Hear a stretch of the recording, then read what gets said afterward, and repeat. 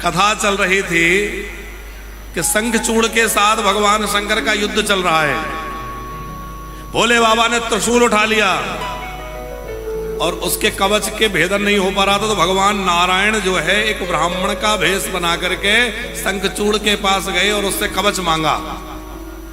और कवच मांगा तो उसने कवच दे दिया।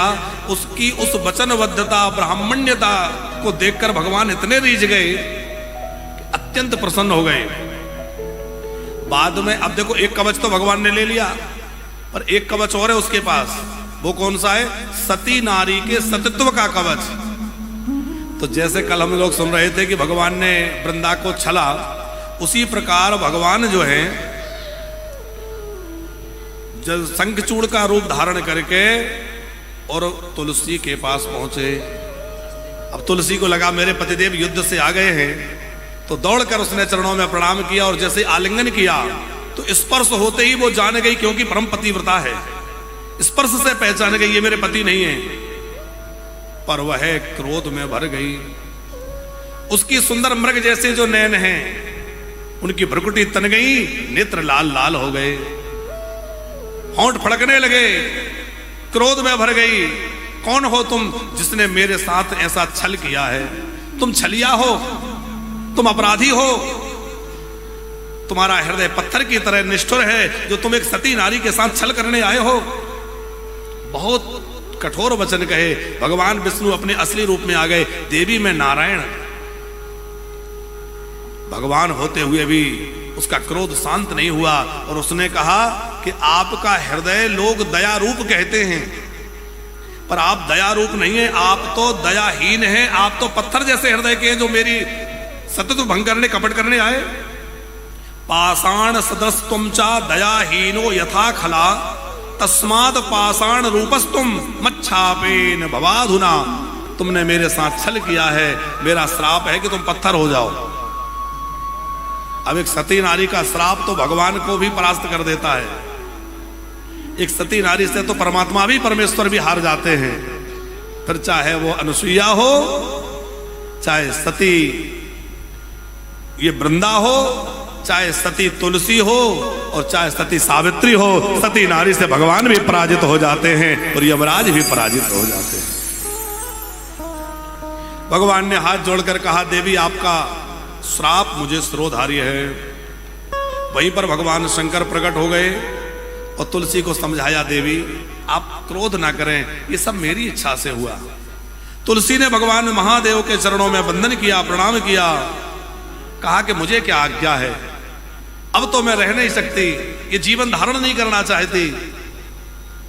तो भगवान विष्णु ने कहा कि तुम एक नदी बन जाओ, तुम जो है एक नदी के रूप में परिवर्तित हो जाओगी और भगवान विष्णु जो शिला बनेंगे तो वो तुम ही में इसी नदी में रहेंगे। तो वो तुलसी नाम की जो कन्या देवी जो थी, शंखचूड़ की पत्नी, वो गंडकी नाम की नदी बन गई और उसी में शालिग्राम के रूप में भगवान नारायण विराजमान हो गए। पूरी दुनिया में शालिग्राम जी कहां से प्रकट होते हैं? गंडकी नदी से। तो वो तुलसी जो है वो गंडकी नदी के रूप में परिणत हो गई। भगवान नारायण शालिग्राम का रूप धारण कर लिए और एक रूप में सो भगवान शालिग्राम रूप धारण कर लिए, बाकी भगवान तो अनेक रूप आए हैं। भगवान वैकुंठ पधार गए। उधर शंखचूड़ से युद्ध करते हुए भगवान शंकर ने शंखचूड़ का वध किया और जब शंखचूड़ का वध हो गया तो उसी शंखचूड़ की अस्थियों से शंख बना। भगवान शंकर की पूजा में शंख निषेध है, ऐसा यहां से महापुराण में वर्णन है। यद्यपि कुछ पुराणों में इसमें मतभेद भी है। कई पुराणों में ऐसी भी चर्चा है कि शिवालय में भी शंख प्रशस्त है, बजता है कई जगह। लेकिन शिव महापुराण के अनुसार भगवान शंकर ने शंखचूड़ को मारा, इसलिए शंखचूड़ के अस्थियों से शंख बनने के कारण शिव पूजा में शंख निषिद्ध है। शंकर जी की पूजा में शंख नहीं बजाना चाहिए। बोले सत्यदेव शंकर भगवान की। फिर भगवान शंकर का बड़ा सुंदर चरित्र आगे सुनाया है। ब्रह्मा जी कह रहे हैं अंधकासुर नाम का एक दैत्य हुआ, उसका भी भगवान महादेव ने वध किया और बाद में वह भी शिवगण कहलाया। फिर नारद जी ने ब्रह्मा जी से पूछा कि आप और सुंदर भगवान सबके चरित्र कहिए। तब ब्रह्मा जी सुना रहे हैं कि बाणासुर नाम का एक भगवान शंकर का बड़ा श्रेष्ठ गण हुआ, भक्त हुआ। महाराज ये बाणासुर कौन है? बोले देखो ये बाणासुर जो है ये प्रहलाद जी की वंश परंपरा में है। प्रहलाद जी के पुत्र विरोचन, विरोचन के पुत्र बलि, राजा बलि का पुत्र बाणासुर। तो ये बाणासुर जो है प्रहलाद जी की पावन वंश परंपरा में है। प्रहलाद के पिता हिरण्याकश्यपु को भगवान ने नरसिंह रूप धारण करके मारा। प्रहलाद जी के चाचा जी हिरण्याक्ष, उनको भगवान ने वराह रूप धारण करके मारा। और प्रहलाद जी ने भगवान की भक्ति करी तो वो भगवान के अत्यंत प्रिय पार्षद हो गए। यहां संक्षिप्त में शिव महापुराण में प्रहलाद जी का चरित्र है।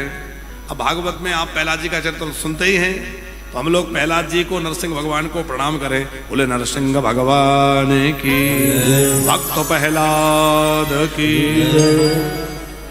तो जो प्रहलाद जी के पुत्र विरोचन, विरोचन के पुत्र बलि, बलि के पुत्र बाणासुर। ये बाणासुर जो था इसको 1000 हाथ थे, भुजाएं जो थी इसकी 1000 थी। इसने क्या किया कि यह नर्मदा जी के तट पर जाता और मिट्टी के शिवलिंग बनाता।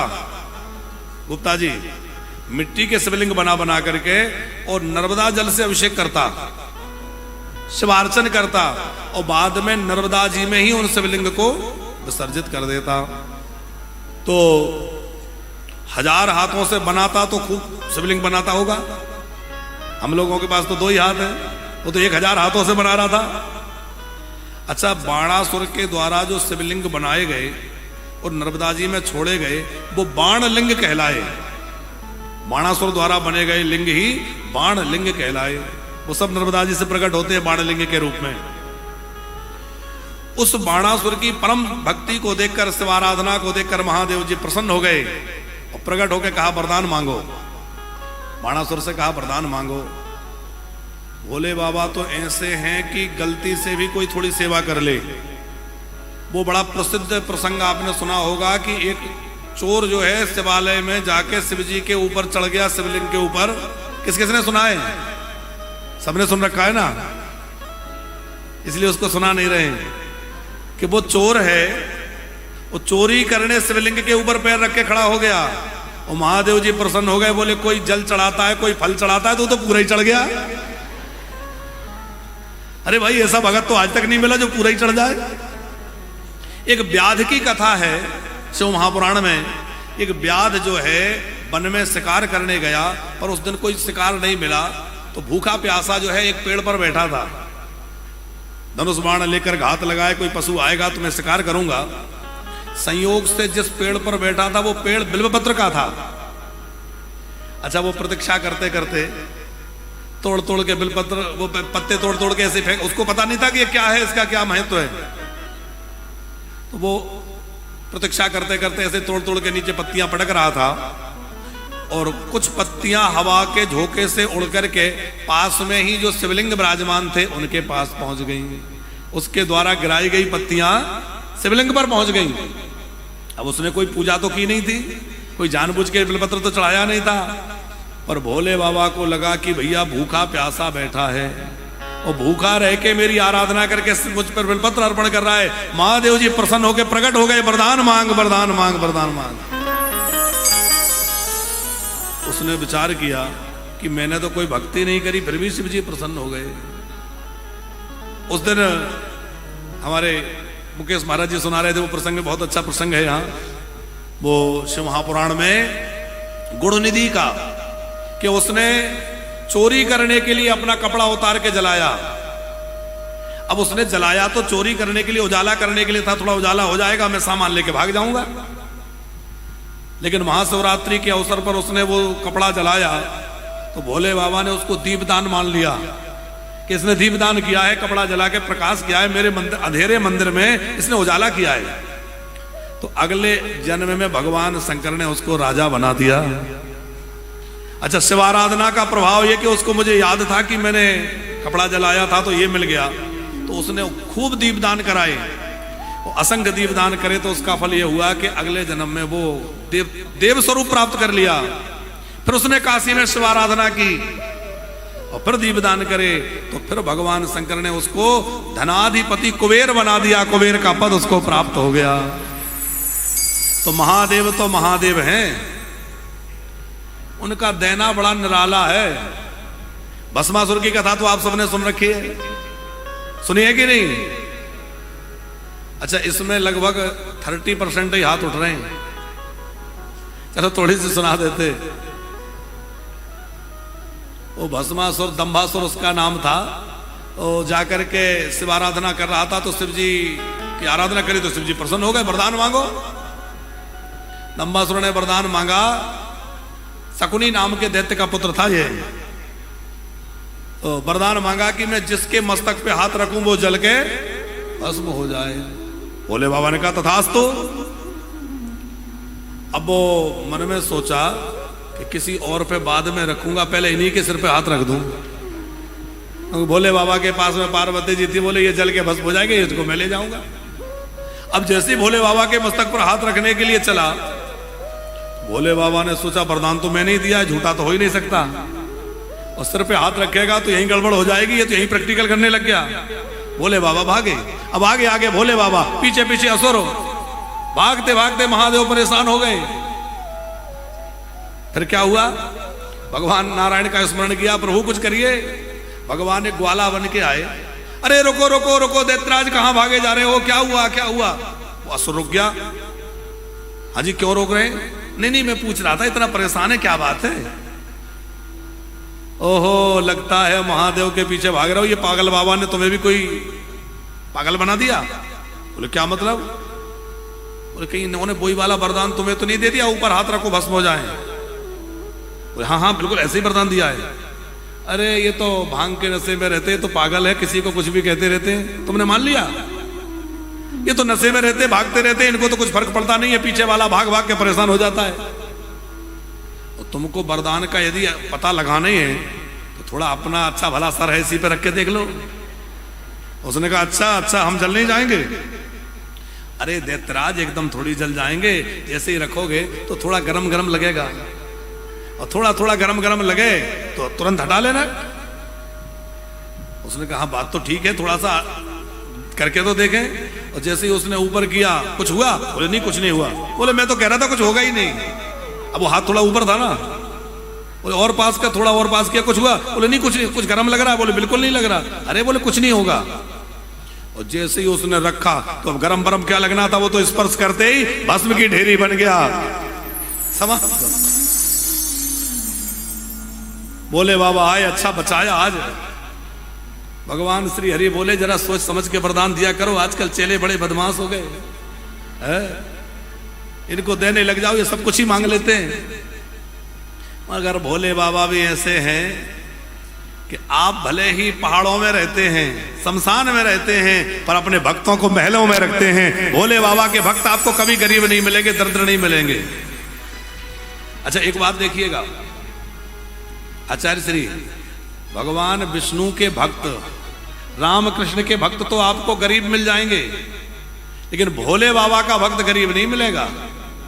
भोले बाबा की जो भक्ति करता है वो तो खूब धन धान्य से परिपूरित रहता है। भगवान भोलेनाथ खूब देते हैं, लो ले जाओ। भोले बाबा तो भोले बाबा हैं। हमने एक दिन वो विनय पत्रिका का पद गाया था कि जो इनकी याचना करता है वो अयाचक हो जाता है। शिव जी की आचरण में आ जाए, भोले बाबा उसको अयाचक बना देते हैं। तो बाणासुर से कहा वरदान मांगो, तो बाणासुर की कथा चल रही है। बाणासुर से कहा वरदान मांगो। बाणासुर बोला बाबा ऐसा वरदान दो कि जब भी मैं अपनी नगरी में घुसूं तो आपका दर्शन करूं, और जब भी अपने नगर से बाहर निकलूं तो आपका दर्शन मिले। भोले बाबा ने कहा इसका मतलब तुम्हारे द्वार पे चौकीदार बन जाएं? अरे दरवाजे पे खड़े रहना पड़ेगा, तू कब अंदर आए कब बाहर जाए कोई पता है? बोले बाबा मेरी तो यही इच्छा है। बोले बाबा ने कहा ठीक है। तो भगवान शंकर जो है बाणासुर के द्वार पर विराजमान हो गए। और श्रीमद् भागवत में भी आप वो प्रसंग सुनते होंगे कि भगवान श्री कृष्ण के पुत्रों जो है पुत्र नहीं पौत्र, भगवान कृष्ण के पुत्र हैं प्रद्युम्न, और प्रद्युम्न जी के पुत्र हैं अनिरुद्ध। तो अनिरुद्ध जी का बाणासुर की बेटी ने हरण करवा लिया, और बाणासुर की बेटी ने उनको बंदी बना लिया। तो वो तो प्रेम करती थी, विवाह कर लिया, लेकिन बाणासुर को पता चला, बाणासुर ने बंदी बना लिया। तब भगवान श्री कृष्ण द्वारिका से बड़ी भारी सेना लेकर के युद्ध करने के लिए बाणासुर के पास गए। और जब बाणासुर से युद्ध करने के लिए गए तो बाणासुर से युद्ध बाद में हुआ, शंकर जी से युद्ध पहले करना पड़ा, क्योंकि दरवाजे पे भोले बाबा खड़े थे, बोले जब तक हमसे नहीं युद्ध करोगे हम अंदर जाने ही नहीं देंगे। श्री कृष्ण मुस्कुराए, बोले हमसे युद्ध करोगे? बोले मैं अपने चेला के लिए कुछ भी कर सकता हूं, अपने भक्त के लिए कुछ भी कर सकता हूं। अब आप विचार करिए, अपने भक्त की रक्षा के लिए भगवान शंकर अपने इष्ट से युद्ध करने लग गए, तो कैसी भक्तता होगी इनके अंदर। खूब श्री कृष्ण और भगवान शंकर का युद्ध हुआ, और दोनों में से कोई पराजित नहीं होता, क्योंकि दोनों ही हरि और हर हैं। श्री कृष्ण ने एक ऐसा बाण छोड़ा जिसका नाम था जंभास्त्र। भगवान शंकर जी को जमाई आने लग गई, और वो युद्ध से व्रत हो गए, अब वो जमाई लेने में लग गए। तब तक श्री कृष्ण ने अपनी सेना को कहा कूच कर दो। बाणासुर पर जो है कूच कर दिया श्री कृष्ण की सेना ने। श्री कृष्ण का बाणासुर से युद्ध हुआ, पर मारा नहीं। क्यों? बोले एक तो इसलिए नहीं मारा कि ये प्रहलाद जी का वंशज है, प्रहलाद जी को वचन दिया था तुम्हारे वंश में अब मैं किसी और को नहीं मारूंगा। दूसरी बात यह है कि शिव जी का भक्त है, और भगवान कृष्ण ने कहा कि भाई चाहे जो हो, पर भोले बाबा का भक्त है, मैं इसको मारूंगा नहीं, ये तो महादेव का भक्त है। तो इस बाणासुर की राजधानी शोणितपुर है, इसकी सुंदर कथा सुनाई। बाद में यह बाणासुर जो है भगवान शंकर का प्रधान गण बना। बाण चंडी, ये कल हम लोग नाम सुन रहे थे, श्रृंगी भृंगी रिटा दया। बाण रावण चंडीसा श्रृंगी भृंगी रिटा दया, ये सब भगवान शंकर के गण हैं। आगे नंदी जी के जन्म की कथा है, नंदी जी का अवतार कैसे हुआ। ये जो भगवान शंकर के वाहन नंदी हैं, ये नंदी भी कोई और नहीं है, साक्षात भगवान शंकर ही हैं। बड़ी प्यारी कथा है इनकी। सिलाद नाम के एक मुनि हैं। इन सिलाद मुनि ने इंद्र को माध्यम बनाकर तप किया, तो तप करते करते बहुत वर्ष बीत गए। तो इंद्र आए, इंद्र ने कहा वरदान मांगो। इन्होंने कहा कि मुझे अजय अयोनिज अमर पुत्र चाहिए।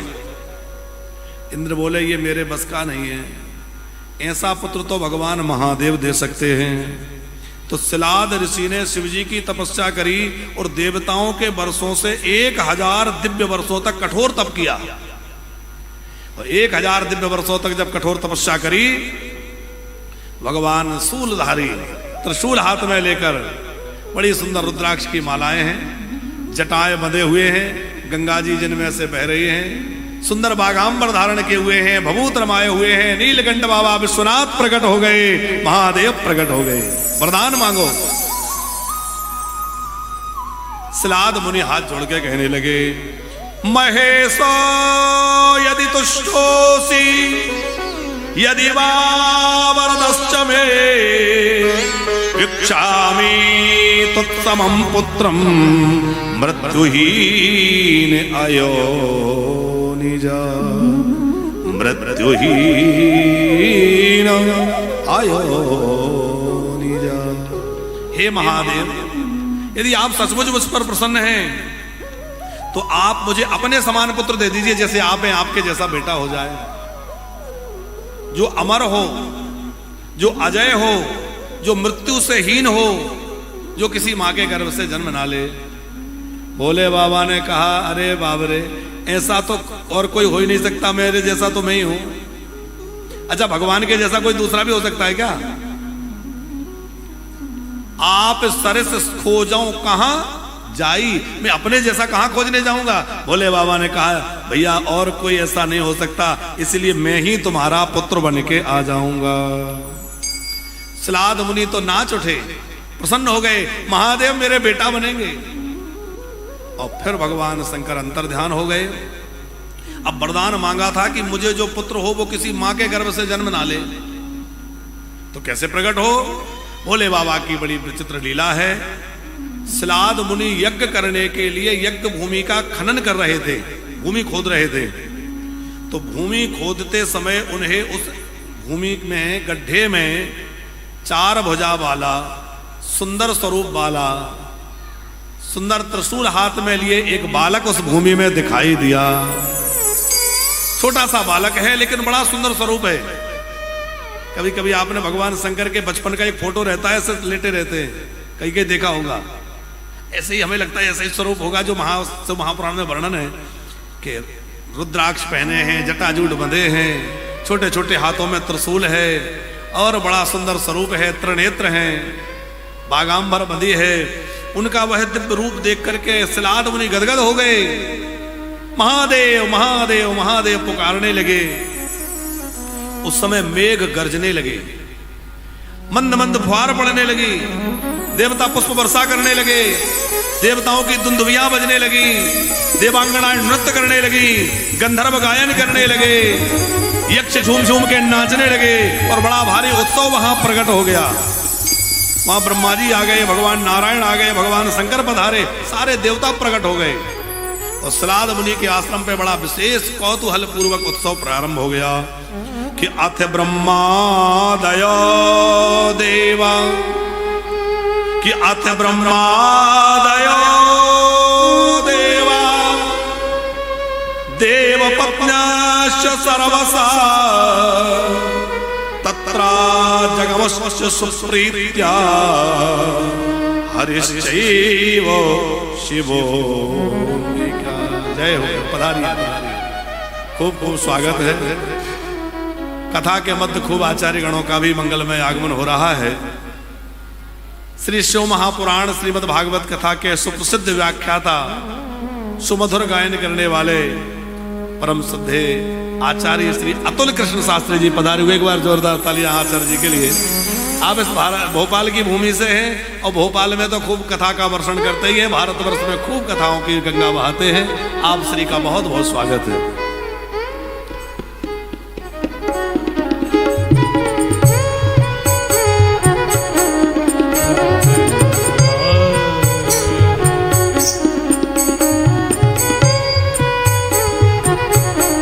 प्यारो नंदलाल,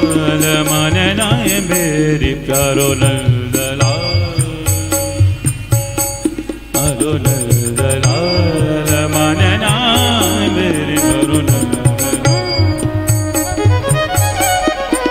प्यारो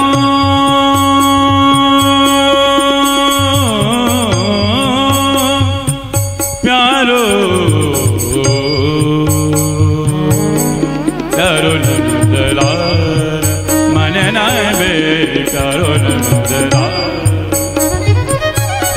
प्यारो नंदलाल, प्यारो नंदलाल, प्यारो नंदलाल। तदेव शंकर भगवान की।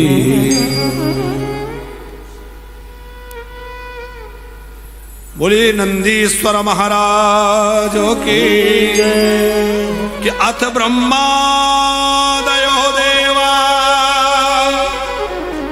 देवपत्न्यश्च सर्वसा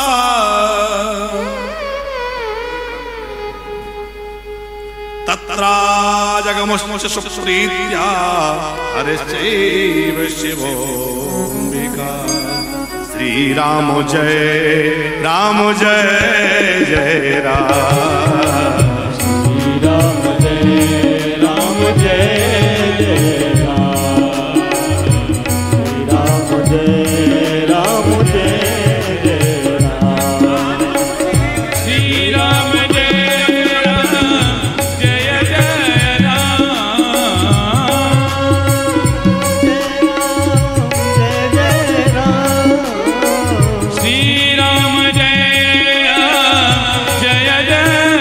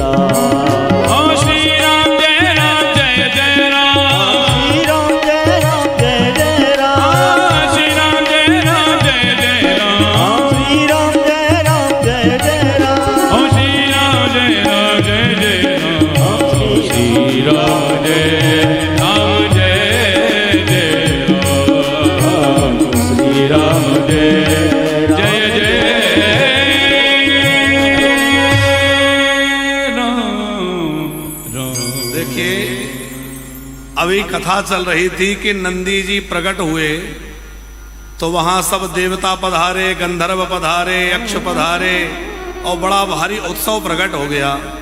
तो कथा ऐसे चल रही थी और सहसा आचार्य वृंदों का सहसा आगमन हो गया। तो बिल्कुल लगता है कि नंदी जी के प्राकट उत्सव की कथा में महापुरुषों का मंगलमय आगमन। श्रीमद् भागवत आदि पुराणों के बड़े प्रसिद्ध व्याख्याता और हमारे अत्यंत प्रिय, संपूर्ण भारत में कथा की गंगा प्रवाहित करने वाले परम श्रद्धेय आचार्य श्री कृष्णा पांडे जी पधारे हैं। तो समस्त आचार्य वृंदों के लिए हमारे आचार्य जी भी पधारे, जोरदार तालियां सबके लिए। मंगल मूल विप्र परितोषु।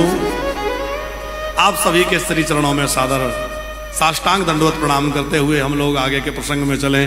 बोलिए भक्त वत्सल भगवान की। अथ ब्रह्मादयो देवा देवपत्न्यश्च सर्वसा तत्रा जगमश्च सुप्रीत्या हरिश्चैव शिवो। उस समय ब्रह्मादि समस्त देवता प्रकट हो गए। सब देवता अपनी अपनी पत्नियों के सहित वहां पधारे और देखते ही देखते महान उत्सव प्रकट हो गया। कौतूहलवश सब वहां दर्शन करने के लिए ऋषि मुनि भी पधारे और खूब उत्सव हुआ। चतुर्भुज वह बालक जो शिव के स्वरूप में है, उस बालक को देखकर सब आनंदित हो रहे हैं। सबको परम आनंद की अनुभूति हुई, इसलिए उस बालक का नाम क्या रखा गया? नंदी। क्योंकि आनंद प्रकट करने वाला वह बालक था, इसलिए उस बालक का नाम नंदी रखा गया। वह साक्षात शिव स्वरूप ही है, साक्षात शिव जी ही है, शिव स्वरूप नहीं, साक्षात भगवान महादेव ही बालक के रूप में आए हैं। जय हो। तो बाद में सब देवता उत्सव मना करके वहां से विदा हुए। उस समय जब सब देवता विदा हुए तो नंदी जी ने अपना सामान्य रूप धारण कर लिया। सामान्य मनुष्य जैसे बन गए, जो चतुर्भुज थे वो द्विभुज बन गए, सामान्य स्वरूप हो गया। इसको देख करके सिलाद मुनि को थोड़ा क्षोभ हुआ, मेरा बालक इतना सुंदर चतुर्भुज रूप में था, ये क्या हो गया? तो उस समय जब सामान्य सा रूप धारण किया तो सामान्य रूप धारण करने से थोड़ा क्षुब्ध थे। उस समय मित्रा वरुण जी ने आकर के समझाया, तुम्हारा बालक परम पराक्रमी होगा, परम तेजस्वी होगा, आप इसके लिए क्षोभ ना करें। उस समय नंदी जी के द्वारा शिवाराधना प्रारंभ की गई और नंदी जी ने जो शिवाराधना प्रारंभ करी, उस शिवाराधना का यह फल हुआ कि नंदी जी को भगवान शंकर ने अपना मुख्य बना लिया, मुख्य गण बना लिया है। बोले भक्त वत्सल भगवान की। श्री राम जय राम जय जय राम। श्री राम जय राम जय जय राम। श्री राम जय राम जय जय राम। श्री राम जय राम जय जय राम। श्री राम जय राम जय राम। श्री राम जय राम जय जय राम। श्री राम जय राम जय जय राम। श्री राम जय राम जय जय राम। ओ श्री राम जय राम जय जय राम। श्री राम जय राम जय जय राम। श्री राम जय राम जय जय राम। श्री राम जय राम जय जय राम। श्री राम जय राम जय जय राम। श्री राम जय राम जय जय राम। श्री राम जय राम जय जय राम। श्री राम जय राम जय जय राम। श्री राम जय राम जय जय राम। श्री राम जय राम जय जय राम।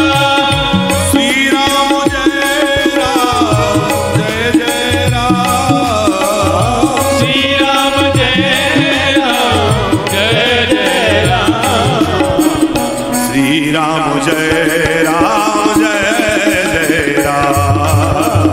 श्री राम जय राम जय जय राम। बोलो श्री राम जय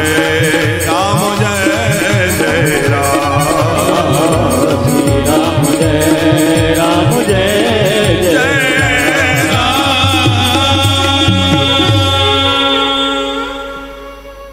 देखो खूब आनंद का वर्षण हो रहा है, महापुरुषों की लगातार कृपा हो ही रही है और जिनके मंगलमय संरक्षण में, जिनके सुभाषित से यह दिव्य आयोजन हो रहा है, ऐसे सभी भक्त परिकर पर प्रेम और करुणा की वर्षा करने वाले इस करुणा धाम के वर्तमान पीठासीन पूज्य महाराज श्री का मंगलमय आगमन हुआ है, गुरु माँ का आगमन हुआ है। जोरदार तालियां।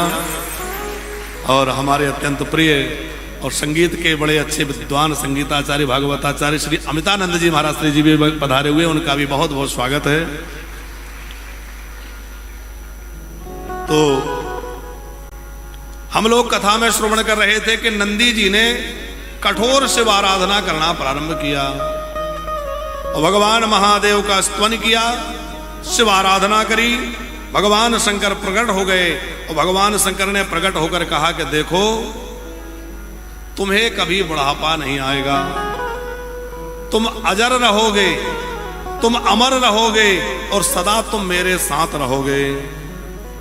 और भगवान शंकर ने अपने गले में से एक मुंडमाला उतार करके नंदी जी को पहना दी। और ये नंदी जी भगवान शंकर के प्रमुख गण बने। भगवान शंकर जब कहीं यात्रा करनी होती है तो ये वृषभ का रूप धारण कर लेते हैं और बैल का रूप धारण कर लेते हैं, तो भोले बाबा इन्हीं पे विराजमान होकर के यात्रा करते हैं। बाद में इनका विवाह जो है सुयासा के साथ में हुआ है। मरुत की पुत्री है सुयासा। गुप्ता जी वो शंकर जी की आरती गाते हैं तो उसमें कई बार लोग गाते हैं नंदा ब्रह्मचारी, तो लोग समझते हैं नंदी जी ब्रह्मचारी होंगे इसलिए कह रहे हैं। ऐसा आप लोग भी समझते हैं क्या? पर ये वो नंदी जी की बात वहां नहीं है। नंदा नाम के एक भगवत शिव भक्त थे, उन नंदा नाम के शिव भक्त ने वो स्तुति लिखी है, इसलिए उनका स्मरण वहां है लेखक के रूप में, कवि के रूप में। लेकिन ये जो हमारे नंदीश्वर जी हैं, ये नंदीश्वर का विवाह मरुत की पुत्री सुयसा के साथ में हुआ है और दिव्य कैलाश पर इनका वास है। बड़ी सुंदर कथा है। आगे काल भैरव अवतार भगवान शंकर का किस प्रकार हुआ वह प्रसंग ब्रह्मा जी ने देवर्षि नारद को सुनाया है कि एक बार सभी देवताओं में, ऋषि मुनियों में यह चर्चा हुई। सुमेरु पर्वत पर सब विराजमान थे और सब में यह चर्चा छिड़ गई कि ये बताओ कि सबसे श्रेष्ठ तत्व क्या है, परम तत्व क्या है। तो सबने कहा कि ब्रह्मा जी से पूछें, किसी ने कहा भगवान विष्णु से पूछें। तो उस समय ब्रह्मा जी ने और विष्णु जी ने कहा कि भाई जो परम तत्व है वह तो वेदों के द्वारा कहा जाएगा, वेद ही परम तत्व को बतलाएंगे कि परम तत्व क्या है। क्योंकि क्या सही है क्या गलत है इसमें प्रमाण कौन है? हम कुछ कह रहे हैं, ये कुछ कह रहे हैं, वो कुछ कह रहे हैं, तो प्रमाण क्या है? प्रमाण है वेद। और हमारे यहां सबसे प्रमाण रूप में किसी को स्वीकार किया है तो वो है वेद। यहां लिखा है वेदा प्रमाणम सर्वत्र प्रतिष्ठाम परमापिता यूयम वदत विस्तृद्धम किमेकम तत्व अव्ययम। सबसे परम प्रमाण के रूप में यदि कोई है तो वो है वेद। हम वेद की वाणी का निरादर नहीं कर सकते। धर्म की परिभाषा क्या है? यह बात भगवान विष्णु के पार्षदों ने यमराज के दूतों से अजामिल उपाख्यान में पूछी, ये बताओ धर्म की परिभाषा क्या है? तो वहां यमराज के दूतों ने कहा कि धर्म की परिभाषा है कि वेद जिसका विधान करें वह धर्म है और वेद जिसका निषेध करें वह अधर्म है। वेदा प्रणहितो धर्मा यद धर्म विपर्यया। वेद जिसका विधान करते हैं वही धर्म है और वेद जिसका निषेध करते हैं वह अधर्म है। तो इससे यह बात मान लेना चाहिए कि जो वेद विरुद्ध कार्य करते हैं वो धर्म हो ही नहीं सकता। धर्म वही है जो वेदों में कहा गया है। आज वेद विरुद्ध आचरण करने वाले, मनमुखी आचरण करने वाले लोग धर्म की दुहाई देते हैं। हम निवेदन करते हैं कि जब वेदों का ही आप आश्रय नहीं लेंगे, वेदों का आदर नहीं करेंगे, तो आप धर्मात्मा कैसे हो सकते हैं? परम प्रमाण रूप में वेद ही हैं। यहां तक है, हमारे यहां यदि भगवान भी वेद की निंदा करें तो हम उनको भी प्रणाम दूर से कर लें। आप कहेंगे ऐसा कैसे हो सकता है? भगवान के 24 अवतारों में ही एक अवतार है बुद्ध अवतार। बुद्ध जो है भगवान के अवतार हैं, पर बुद्ध ने भगवान के अवतार होते हुए भी किसी कारणों से समय काल के अनुसार वेदों की कुछ विरोध किया, और वेदों का विरोध करने का परिणाम यह है कि आज हम सनातनियों में भगवान के सब अवतारों की पूजा है, सब अवतारों के मंदिर हैं, पर बुद्ध अवतार की हमारे यहाँ पूजा नहीं है, और न बुद्ध अवतार का जो है मंदिर हमारे सनातन धर्म में है। अलग अलग मतावलंबी जो है उनको अपने देवता मानकर पूजें, वो एक अलग विषय है। तो परम प्रमाण के रूप में क्या है? बोले वेदः परम प्रमाण, वेदः प्रमाणम सर्वत्र। तो सब देवताओं ने कहा कि वेद ही प्रमाण है। वेद से पूछो कि परम तत्व क्या है, तो चारों वेदों ने अपनी अपनी बात रखी। उसमें सबसे पहले ऋग्वेद ने कहा यदन्तास्थानि भूतानि यथा सर्वं प्रवर्तते यदा यो परमं तत्त्वं सरुद्रस्त्वेव हि। वेद कह रहे हैं कि परम प्रमाण के रूप में सबसे श्रेष्ठ तत्व रुद्र तत्व ही है, शिव तत्व ही सबका सार है। ब्रह्मा जी ने कहा नहीं नहीं, हम नहीं मानते, वो भूतनाथ कैसे परम तत्व हो जाएगा? उस समय ब्रह्मा जी ने रुद्र को परम तत्व मानने से मना ही कर दी। भगवान विष्णु के और ब्रह्मा जी के बीच में थोड़ा झगड़ा हो गया, देखते देखते युद्ध होने लग गया। हमने पहले दिन भी कहा था कि ये रजोगुण और तमोगुण का युद्ध है, ये हमारे अंदर ही चलता रहता है। कभी रजोगुण अधिक हो जाता है, कभी तमोगुण अधिक हो जाता है, पर हमें तमोगुण से रजोगुण की ओर, रजोगुण से सत्वगुण और सत्वगुण से गुणातीत अवस्था की ओर बढ़ना है। दोनों में ब्रह्मा और विष्णु में जब युद्ध छिड़ गया तो ज्योति के रूप में, स्तंभ के रूप में भगवान शंकर वहां प्रकट हो गए। ब्रह्मा जी ने कहा, ब्रह्मा जी ने उसमें जब रुद्र रूप देखा तो कहा डरो मत तुम मेरे बेटे हो, मैं तुम्हारा पिता हूं, निर्भय हो जाओ। रुद्र भगवान को रोष आ गया, तो भगवान शंकर के भौहों से रुद्र के द्वारा तेज रूप में भैरव प्रकट हो गए, और भैरव ने जो है ब्रह्मा जी को दंडित किया, उनका एक मस्तक छिन्न कर दिया, और मस्तक काटने के बाद ब्रह्मा जी को समाप्त करने के लिए दौड़े। भगवान विष्णु ने कहा कि इनको छोड़ दीजिए।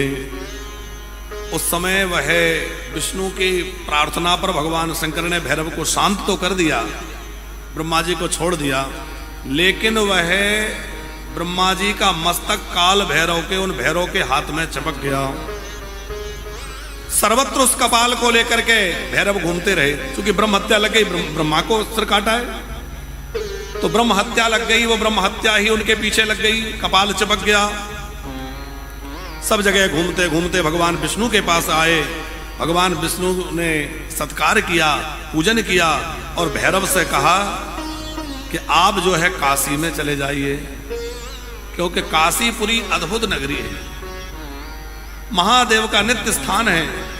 काशी में जाने से तुम्हें मुक्ति मिलेगी, और ब्रह्म हत्या भी अपनी मुक्ति चाहती थी, तो कहा कि तुम काशी चली जाओ। तो भैरव जो है काशी पहुंचे, और काशी में पहुंचते ही ब्रह्म हत्या छूट गई, कपाल छूट गया। जहां कपाल छूटा उस स्थान का नाम हो गया कपाल मोचन। आप लोग काशी गए होंगे तो काशी में एक स्थान है जिसका नाम है कपाल मोचन, और वहीं भैरव जो है प्रतिष्ठित हो गए, विराजमान हो गए, और उन भैरव का नाम जो है अत्यंत विकराल रूप होने से उनका नाम पड़ गया काल भैरव। कौन सी तिथि में प्रकट हुए थे? मार्गशीर्ष मास के कृष्ण पक्ष की अष्टमी को भैरव प्रकट हुए, इसलिए इसको भैरवाष्टमी के रूप में मनाया जाता है। हजारों जन्मों में जो पाप होते हैं, हजारों जन्मों के जो पाप हैं, यहां से महापुराण में वर्णन है कि वो काल भैरव के दर्शन मात्र से नष्ट हो जाते हैं। हजारों जन्मों के पाप भैरव जी के दर्शन से नष्ट हो जाते हैं। कभी भी काशी जी जाएं तो केवल विश्वनाथ जी का दर्शन करके ना आए। जब भी काशी जाने का भगवान शंकर कृपा करें, सौभाग्य दें, तो काल भैरव का दर्शन अवश्य करें।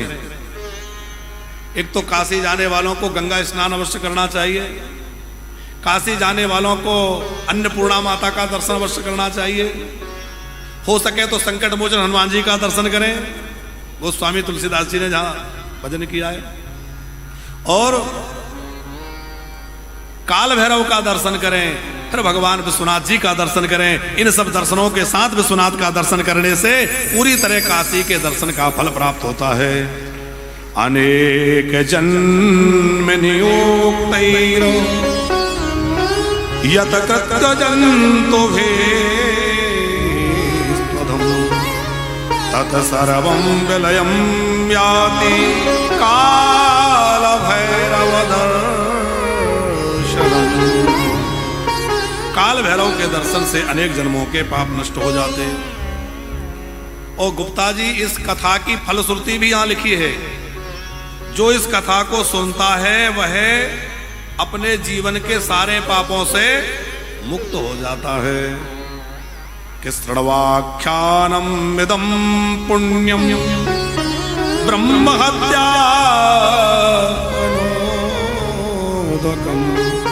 भैरवोत्पत्ति संयम च सर्व पापै प्रमोच्यते। भैरव की उत्पत्ति का यह आख्यान जो सुनता है वह ब्रह्म हत्या जैसे महापापों से भी मुक्त हो जाता है। बोली काल भैरव महाराज की। तो ये भगवान शंकर ही काल भैरव के रूप में प्रकट हुए हैं। नारद जी ने ब्रह्मा जी से कहा कि और भगवान शंकर का कोई चरित्र सुनाइए। भगवान शंकर के कितने अवतार हैं? जैसे भगवान विष्णु के 24 अवतार हैं, ऐसे शंकर जी के कितने? तो ब्रह्मा जी ने उत्तर दिया कि आकाशस्य च ताराणां रेणुकानां चितस्तथा।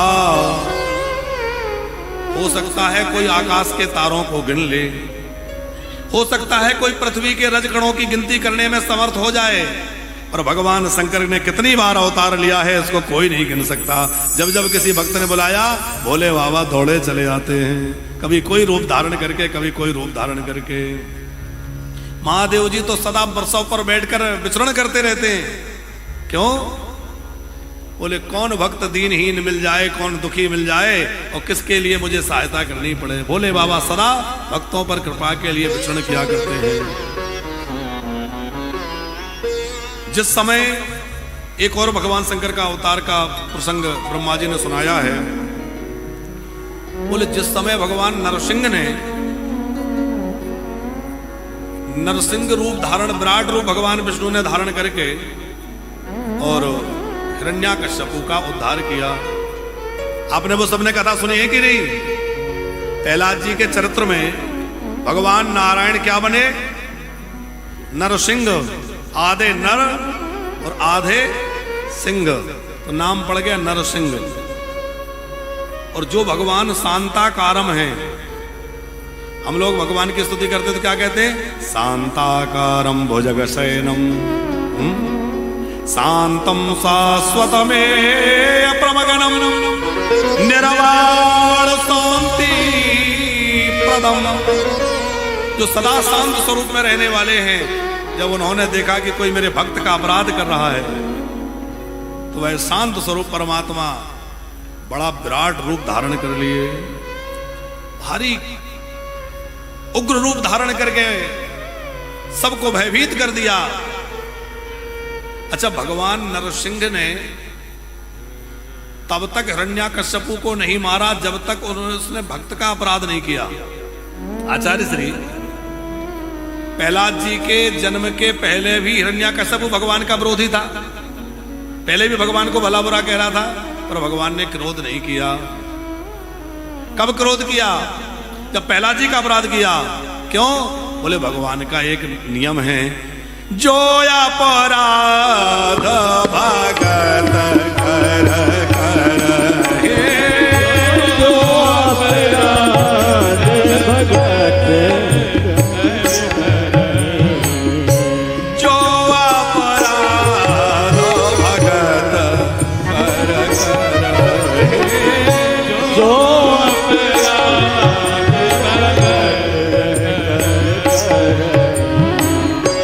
राम रोष पावक जराए, राम रोष पावक सो डरहि, राम रोष पावक जराए, राम रोष पावक सो डरहि, जो अपराध भगत कर करहे, जो अपराध भगत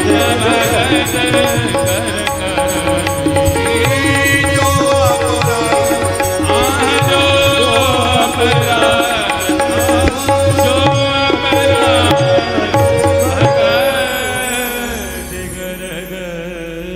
भगवान अपने अपराध करने वाले को तो क्षमा कर देते हैं, पर भगवान के भक्त का कोई अपराध करे उसको भगवान क्षमा नहीं करते। इसलिए आप लोगों से एक निवेदन है कि जीवन में कभी भगवान का अपराध बन जाए तो उतनी बड़ी समस्या नहीं है जितनी किसी भक्त का अपराध हो जाए तो दिक्कत खड़ी हो सकती है, क्योंकि भगवान अपने अपराधी से उतने नाराज नहीं होते जितने भक्त का अपराध करने वाले से भगवान नाराज होते हैं। भक्तों का अपराध जीवन में ना बन जाए, भक्त अपराध करने वाले को भगवान क्षमा नहीं करते। हिरण्याकश्यपु ने भक्त अपराध किया, प्रहलाद जी को त्रास दिया, भगवान परम क्रुद्ध रूप धारण, उग्र रूप धारण कर लिए और नरसिंह रूप धारण करके हिरण्याकश्यपु का उदर विदीर्ण कर दिया। अब यहां से महापुराण में कथा है कि भगवान नरसिंह ने हिरण्याकश्यपु को तो मार दिया और उनका क्रोध शांत नहीं हुआ। गुप्ता जी, सब देवताओं ने प्रार्थना करी, ब्रह्मादि देवता प्रार्थना करते रहे, प्रभु अब शांत हो जाइए, शांत हो जाइए, पर भगवान शांत नहीं हुए। श्रीमद् भागवत के अनुसार तो प्रहलाद जी ने स्तुति करी तो भगवान का क्रोध शांत हो गया, और श्री शिव महापुराण में वर्णन है कि भगवान का क्रोध शांत नहीं हुआ। तो भगवान शंकर ने वीरभद्र को कहा कि जाओ और जाकर के समझाओ कि अब तुम्हारा जो काम था वो पूरा हो गया, अब शांत हो जाओ। वीरभद्र आए, वीरभद्र ने कहा कि देखो आपका कार्य पूरा हो गया, असुर मारा गया, शांत हो जाइए। और नरसिंह भगवान तो परम क्रोध में थे, गुरगुराते हुए पृथ्वी को कंपायमान कर रहे थे। वीरभद्र ने हाथ जोड़ के कहा कि यदा यदा हि लोकस्य दुखम किंचित प्रजायते तदा तदावतीर्णस्त्वं करिष्यसि निरामयम्। जब जब भक्तों पर दुख आते हैं संसार में, असुर शक्ति बढ़ती है, तब तब आप अवतार लेते हैं। अब आपके अवतार का कार्य पूर्ण हो गया, शांत हो जाइए। पर नरसिंह भगवान का क्रोध शांत नहीं हो रहा था, बल्कि नरसिंह भगवान ने वीरभद्र से ही कहा कि मैं सारी पृथ्वी को इस समय नष्ट कर दूंगा। वीरभद्र ने थोड़ा रोष में फटकारते हुए कहा, न तुम सृष्टा न संहर्ता वर्तापि ना नरसिंह का। अरे नरसिंह, ना तो तुम सृष्टा हो, ना संघर्ता हो, ना तुम पालन करता हो। ये जितनी भी शक्ति तुम्हें प्राप्त है ये भगवान शिव की दी हुई है। परतंत्रो विमूढ़ात्मा न स्वतंत्रो ही कुत्रचित। तुम भगवान शिव के सर्वथा अधीन हो, शिव के द्वारा प्रेरित होकर ही तुम पालन का कार्य करते हो, ब्रह्मा सृजन का कार्य करते हैं। पर नरसिंह भगवान का क्रोध फिर भी शांत नहीं हुआ, वीरभद्र पर आक्रमण करना चाहा। उसी समय भगवान शंकर महातेज रूप में प्रकट हो गए। भगवान शंकर ने संहार रूप धारण कर लिया। अब अब आप विचार करिए नरसिंह भगवान का कितना विराट रूप है, और शंकर जी ने और इतना विशाल रूप धारण कर लिया, एक पक्षी का रूप धारण किया और अपने पंजे में नरसिंह को दबाया, और नरसिंह को अपने पंजे में दबा करके आकाश में उड़ गए। अब नरसिंह भगवान पंजे में जैसे बाज किसी को दबा लेता है ना, ऐसे बहुत समय तक दबे रहे। उसके बाद नरसिंह भगवान ने वहीं से भगवान शंकर की स्तुति करी। ये भगवान शंकर का सर्व रूप है। फिर नरसिंह भगवान ने वह देह त्याग दिया, क्रोध शांत हो गया, और भगवान शंकर की जो मुंडमाला है उसमें किसके मुंड हैं? अच्छा, कितने लोगों को पता है भगवान शंकर की मुंडमाला में किसके मुंड हैं? सबको पता है? ऐसा कहा जाता है सती जी के मुंड हैं। और उन मुंडों में जो मेन वो सुमेरु है, वो सुमेरु क्या है? सुमेरु के रूप में जो एक बड़ा मुंड है वो भगवान नरसिंह का मुंड है। नरसिंह भगवान का मुंड जो है वो सुमेरु के रूप में उन्होंने मुंडमाला में धारण कर लिया। और जिस बाघांबर पर भगवान शंकर विराजमान होते हैं, शिव जी बाघांबर पहनते हैं और बाघांबर पर ही बैठते हैं, तो वो बाघांबर क्या है? बोले वो भी भगवान नरसिंह का ही चर्म है। नरसिंह का स्वरूप भोले बाबा को इतना प्रिय है, ये तो लीला की है इन्होंने, कि उनके चर्म को उन्होंने वस्त्र रूप में धारण कर लिया, मुंडमाला में उनका मुंड धारण कर लिया। और इस उपाख्यान को सुनने की फलश्रुति क्या है? तो ब्रह्मा जी कह रहे हैं, तेरैव पठितव्यम चा श्रोतव्यम चा शिवात्मा भी नवदा भक्ति प्रदम दिव्यम अंतःकरण शुद्धिदम। इस आख्यान को सुनने से नवदा भक्ति प्राप्त होती है। ये भगवत भक्ति देने वाले उपाख्यान है। इससे अंतःकरण निर्मल होता है, अहंकार नष्ट होता है। अंतःकरण विशुद्धम, अंतःकरण को विशुद्ध करने वाला यह परम पवित्र भगवान शिव का चरित्र है। बोले सत्यदेव शंकर भगवान की।